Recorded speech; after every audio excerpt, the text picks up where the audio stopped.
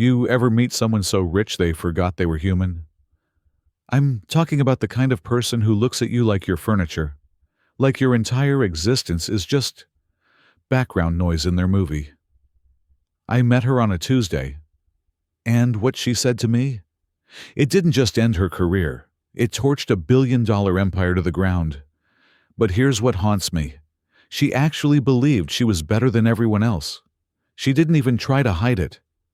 Let me tell you what happens when someone with unlimited money makes one catastrophic mistake. They forget that the universe doesn't care about your bank account. Her name was Veronica, the kind of woman who walks into a room and everything stops. Not because she's kind or brilliant, but because she radiates power. Old money power. The kind that's been passed down through generations, like a disease. Hermes bag, diamond necklace that could pay off someone's mortgage, heels that clicked like a countdown timer, and her eyes, cold, like she was scanning a room full of NPCs in a video game. I'd been a judge for 38 years. I thought I'd seen every flavor of arrogance. The kids who thought daddy's lawyer would save them. The executives who brought attorneys in $5,000 suits. The politicians who name-dropped governors. But Veronica? She was different. She didn't bring lawyers. She didn't need to. Because in her world, people like me didn't matter. Here's what she did. She blocked an ambulance. Not by accident. Not because she didn't see it. She refused to move. Picture this. You're having a heart attack. You're 62 years old. You've worked construction your whole life, building the homes and hospitals and office buildings that people like Veronica walk through without a second thought. Your heart is failing. The ambulance is screaming through traffic, lights flashing, sirens wailing. And some woman in a $300,000 Bentley is sitting in the middle of the road, on her phone, blocking the only route to the hospital. The paramedics honk. They yell. They flash their lights. She rolls down her window and screams at them to find another route. 4 minutes. That's how long she delayed them.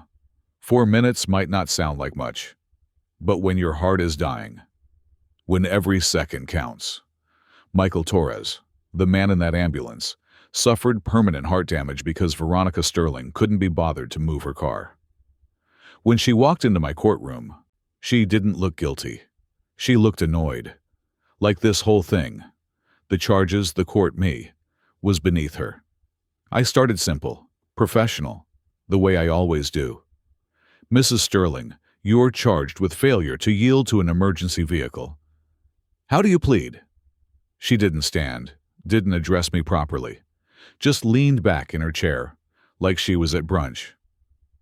Your Honor, she said, and I could hear the condescension dripping from every syllable.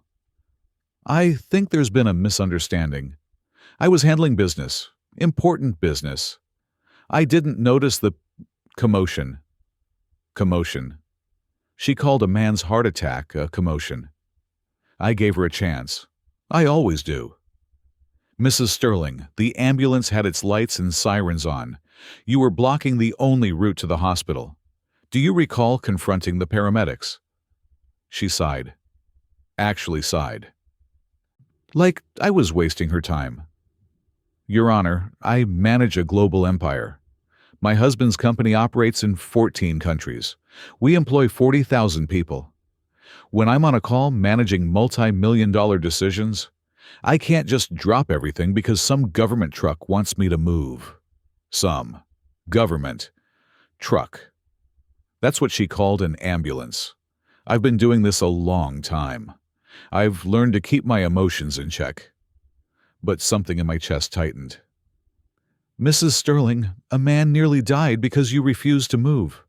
She waved her hand like she was swatting a fly. Let's be honest about what this is really about, she said, standing up now, walking toward my bench like she owned it. My family has donated $20 million to Rhode Island hospitals. We fund half the emergency services in this city. Maybe instead of blaming me, we should talk about why publicly funded services are so incompetent. The room went silent. She just blamed the paramedics, the people who save lives for minimum wage, the people who run toward danger while everyone else runs away. But she wasn't done. "Your Honor," she said, "and this is the part I'll never forget. I understand that in your position, you don't really comprehend what it's like to manage real responsibility. You handle parking tickets, small problems for small people." Small people. She looked around my courtroom, at the clerks, the officers, the citizens waiting for their cases, and she said it again. Small people. I stood up. When you've been a judge for nearly 4 decades, you learn that standing up sends a message. It says, "This is serious now." The smirk on her face started to fade. "Mrs. Sterling," I said, and my voice was calm, but there was steel in it. "In 38 years, I have never seen someone display such contempt for human life." "Your Honor, I'm not finished." The room was so quiet you could hear the air conditioning. "You blocked an ambulance. You blamed the paramedics. You dismissed a heart attack victim as commotion. And now, you're standing in my courtroom telling me that your business calls, your money, makes you more important than someone's life." Her lawyer tried to whisper something to her, but she waved him off, because she still thought she was untouchable.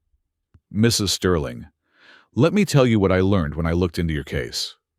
Her face went pale. "Sterling Industries has been investigated 17 times in the last 5 years. Environmental violations, worker safety violations, tax evasion. And you know what else I found?" I picked up a file from my desk.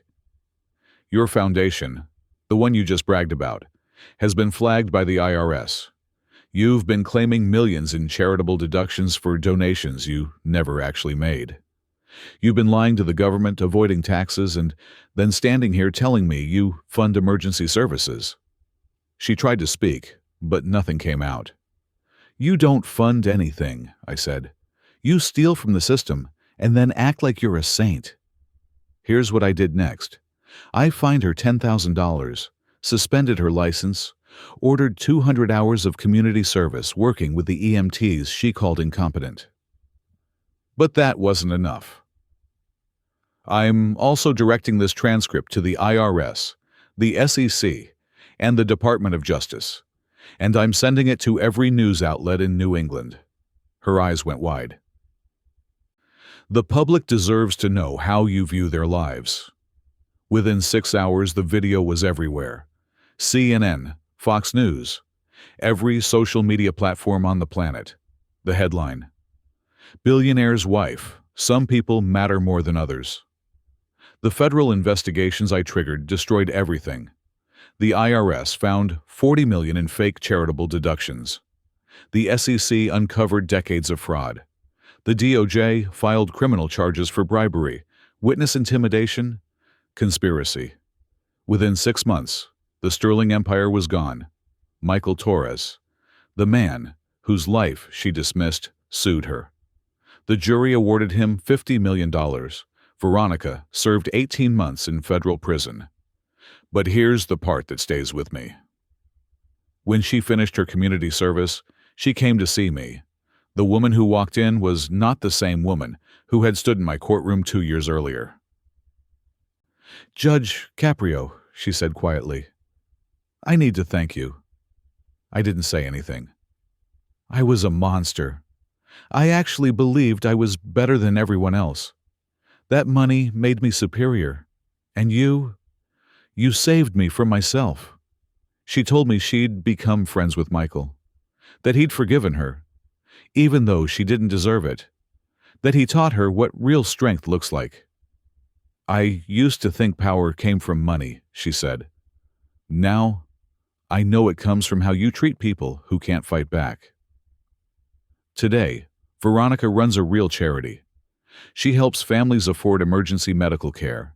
She speaks at high schools about accountability and humility. She'll never get her empire back. But she built something better, a life that actually means something. I tell you this story not because I enjoy punishing people. I don't. I tell you because we live in a world where wealth can make you forget what matters. Money doesn't make you better. It doesn't make you smarter, kinder, or more valuable. It just makes you louder. And when you're loud enough, you start to believe your own noise. Veronica believed it, until the day she learned that justice doesn't care about your portfolio. If this story hit you, if you've ever felt invisible because someone treated you like you didn't matter, drop a comment. Tell me your story, because every single one of you matters. Every life has value, and no amount of money will ever change that.